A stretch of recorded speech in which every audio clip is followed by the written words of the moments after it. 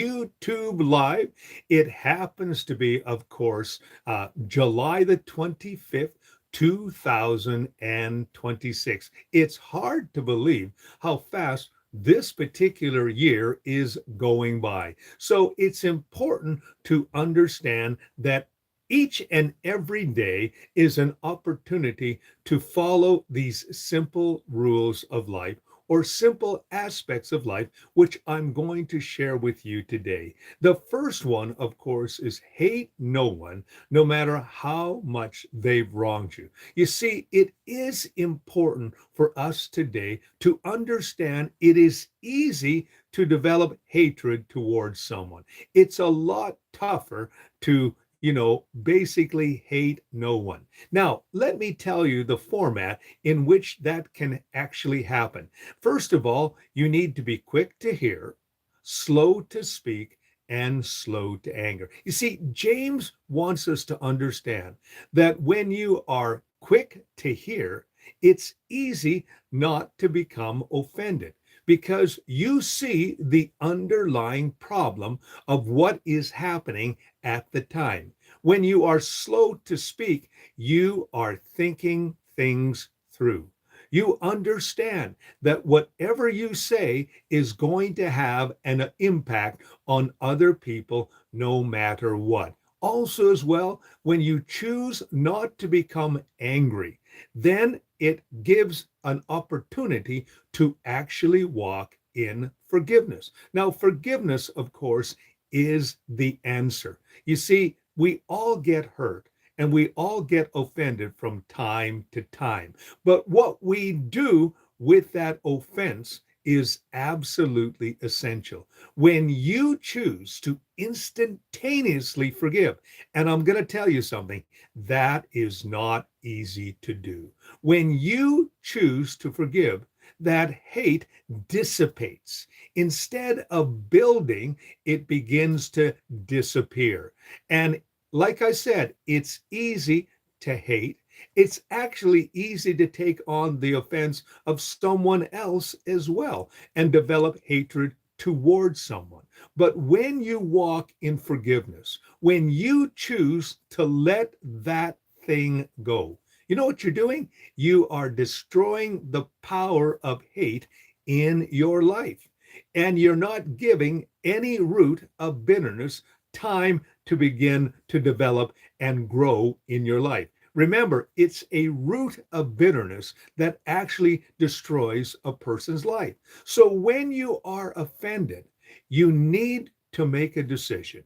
You need to make a choice, and that is to forgive. Because if you choose to forgive, hatred will not develop. A root of bitterness will not develop. It's easy to nurse a hurt. It's easy to rehearse a offense in your mind and make it bigger than it is. It is easy to curse somebody. It's more and more difficult to, of course, disperse it. And then what happens is then you reverse it. So that's why I encourage you to hate no one, no matter how much they've wronged you. Because when you choose to forgive, when you choose to love, when you choose to release something, even though it hurts at the time, over time, you're going to have greater peace, greater joy, and greater love for the people around you. Secondly, live humbly, no matter how wealthy you actually become. You know, there are a lot of examples in Hollywood and among celebrities. The most well known, of course, is Keanu Reeves. This is a boy from Canada who then moved to the States and became a famous actor. One of the neat things that I saw as a video was somebody had actually knocked over one of his vintage motorcycles, and everybody was hanging around waiting to see what Keanu was going to do. When he arrived, he looked at his motorcycle and he looked at the lady who had accidentally backed over it. The people around there, especially the media that had gathered, wanted to see his reaction. He walked over to the lady and said to her, "It's okay." He says he looked at the motorcycle first, saw that it wasn't damaged, and then said to her, "It's okay." He picked up the motorcycle. It was one of those motorcycles that you had a kickstart on it. So he kickstarted it 3 or 4 times and it started, and he simply got on his motorcycle and left. Keanu Reeves is known for his generosity. He is known for his kindness and his humility. So the simple fact is, you and I can live humbly no matter how wealthy we actually become. The tendency, of course, is as wealth increases, so does our selfishness and also our arrogance. It can happen. It happens to many people. And so the important thing is to live humbly no matter how wealthy you become. It's not easy to do because people always value people with wealth. You can be wealthy and be an absolutely selfish and horrible person, or you can be wealthy and you can live humbly and you can live for helping others. um, Bon Jovi is known as a global rock singer, but you know what he does every day? He supplies the homeless in many different cities and is often found actually in one of his homeless shelters cooking or distributing food to those that are less fortunate. He understood where he came from and he wants to give back. Another man that is known for that is, of course, Warren Buffett. He has actually given away more money than he has ever, kept for himself. He lives in the same house that he purchased back in 1955. The same house.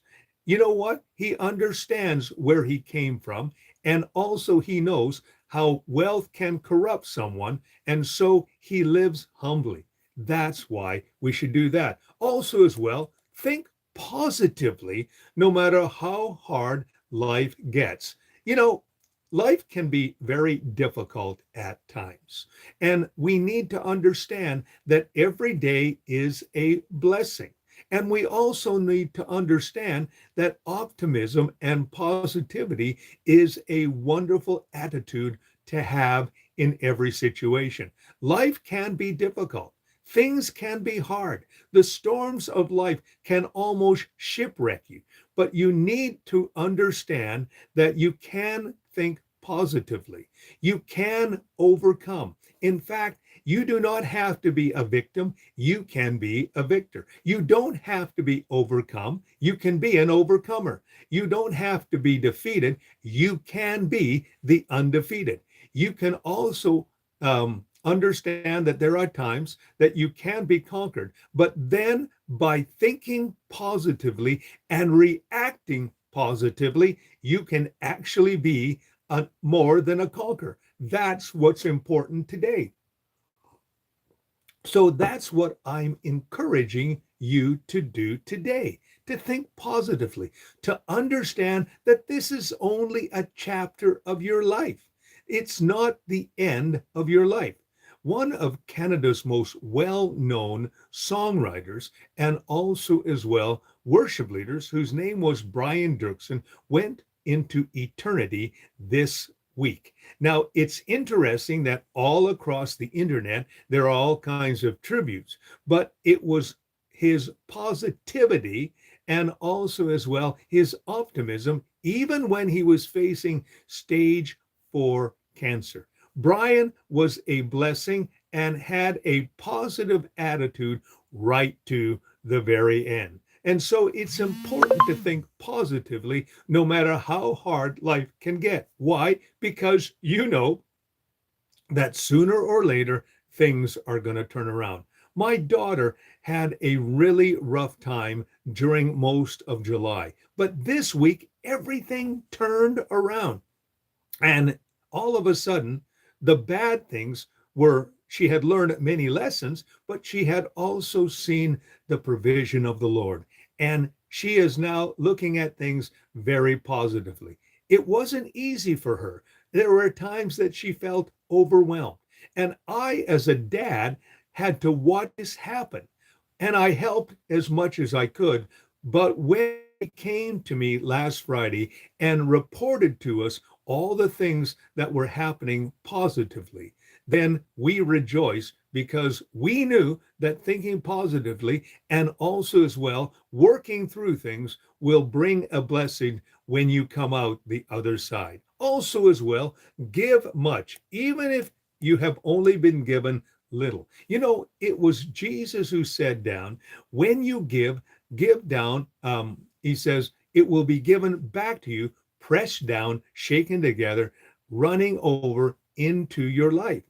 When you give, things come back. It's called the law of the harvest. My son is a farmer, and this spring he planted his crops. He fully expects to have a bumper crop this year. We had a lot of rain during the month of June. My son now, because it is hot out right now, he is haying and he is collecting a bumper crop of hay because of the moisture and the water and the rain that came in June. It brought beautiful fields of hay and also as well, different types of crops this time. They are looking at a bumper crop. The lesson that we can learn is simply this, that when you give, it's going to come back to you 30, 60, and 100 fold. So give much, even if you have been given little. It is better to give than to receive. Also, as well, you want to bless others. You want to be a blessing. And one of the ways that you can do that is, of course, to be freely given. As it says, as you have been given, so freely give. You know, giving is actually an act of kindness and also an act of blessing. So don't be afraid to do that. Give of your time, your talents, and your resources to help others.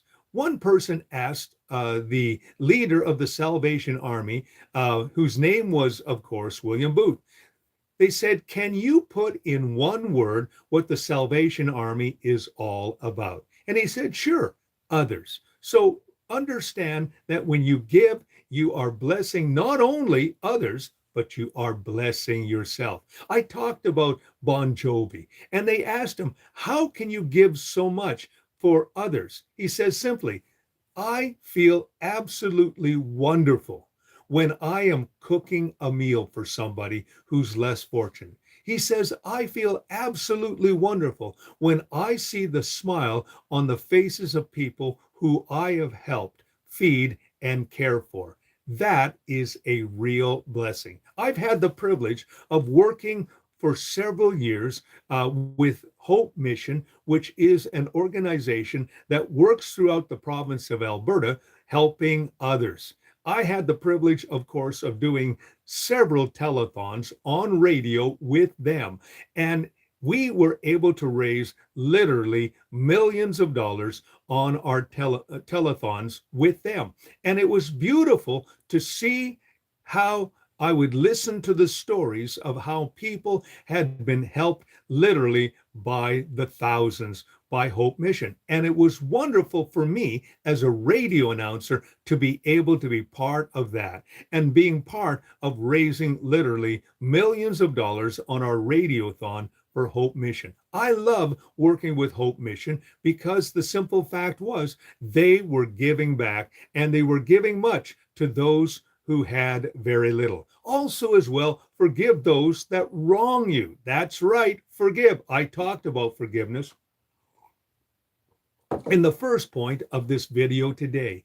Forgiveness will free you. Forgiveness will give you liberty. Forgiveness will give you peace of mind. Forgiveness will allow you to overlook the faults of others and actually trust and also love those who have wronged you. Forgive. is absolutely important to live a life of purpose. Let me tell you this. You do not want to walking around in unforgiveness. You do not want to be walking around in hurt and bitterness. Every time I come across somebody who is full of hatred, full of bitterness, walking in unforgiveness, I immediately try to get them to forgive.